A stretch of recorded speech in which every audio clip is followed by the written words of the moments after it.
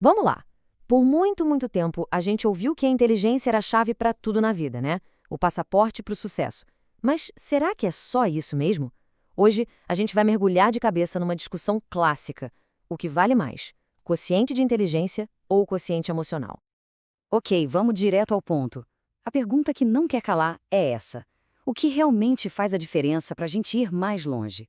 É a nossa capacidade de resolver um quebra-cabeça super complexo ou a nossa habilidade de entender e lidar com as pessoas ao nosso redor?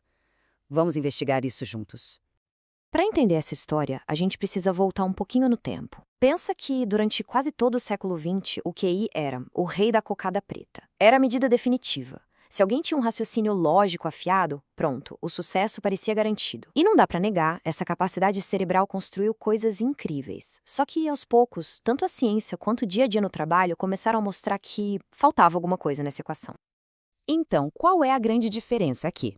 Bom, esse quadro deixa bem claro. O QI, o quociente de inteligência, é sobre a nossa capacidade cognitiva, nossa lógica, nossa memória. É, digamos, a força bruta do cérebro para resolver problemas técnicos. É aquilo que brilha no currículo e que muitas vezes garante a contratação.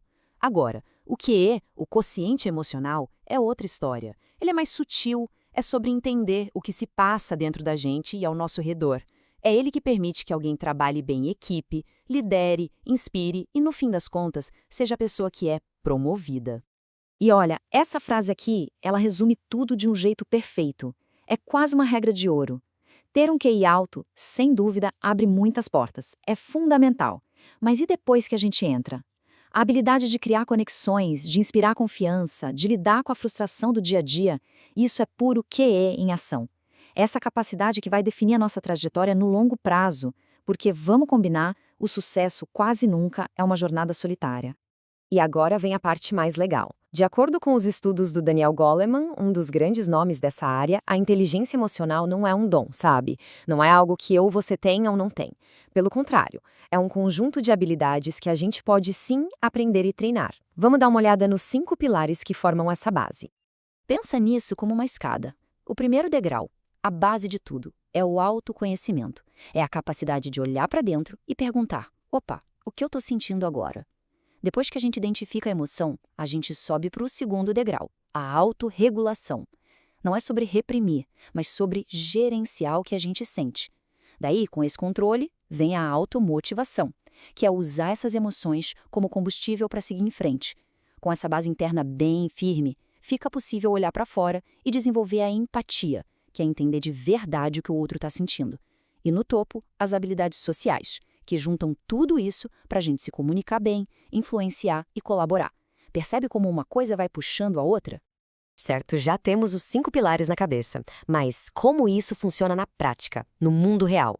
Bom, uma das manifestações mais poderosas da inteligência emocional é a autenticidade. Ela é o resultado de tudo isso que a gente falou e o valor dela é gigantesco, tanto numa reunião de trabalho quanto num jantar em família. Só que aqui a gente precisa fazer uma distinção fundamental. Ser uma pessoa autêntica não tem nada a ver com cometer sincericídio, sabe? Aquela coisa de falar absolutamente tudo que vem à cabeça, sem filtro nenhum, sem pensar no impacto. Isso não é autenticidade, gente. É só falta de filtro. A verdadeira autenticidade é muito mais inteligente e consciente. No trabalho, por exemplo, a autenticidade aparece na coragem de admitir um erro sem ficar procurando desculpas. Isso mostra segurança e autorregulação. Ela também está na habilidade de dar um feedback que realmente ajuda a outra pessoa a crescer, usando a empatia para focar no fato e não em atacar o caráter de ninguém. E, talvez o mais importante, ser autêntico é ser consistente. O que se fala é o que se faz. É isso que constrói confiança. E na vida pessoal, a lógica é a mesma. É sair daquele modo, o que os outros vão pensar de mim, e passar a ser quem a gente realmente é. É ouvir de verdade, sabe? Tá presente na conversa, em vez de só ficar esperando a nossa vez de falar. E, talvez o mais difícil de todos, aprender a colocar limites. Dizer não de vez em quando não é egoísmo, é um ato de respeito com a gente mesmo e com o outro, que evita um monte de ressentimento lá na frente. Tá bom, a teoria é ótima, a gente entendeu, mas como é que se começa a praticar isso no meio da correria do dia a dia? A boa notícia é que tem uma ferramenta super prática, que dá para usar agora mesmo para treinar nossa inteligência emocional. É a técnica PARE. É um nome fácil de lembrar e muito poderoso. Funciona assim. Quando sentir aquela emoção forte subindo, a primeira coisa a fazer é pausar. Simplesmente parar tudo. O segundo passo, analisar. Tentar entender o que essa emoção está querendo me dizer. É raiva, é medo, frustração? Terceiro, respirar. Uma respiração bem funda e lenta, de verdade, acalma o nosso sistema nervoso e ajuda a pensar com mais clareza. E por último, o passo mais importante, escolher. Em vez de simplesmente reagir no impulso, a gente cria um pequeno espaço para escolher uma resposta mais consciente, mais alinhada com o que a gente quer. E é isso que nos leva à questão final. O verdadeiro poder não está em nunca sentir raiva, ou medo, ou frustração. Isso é impossível.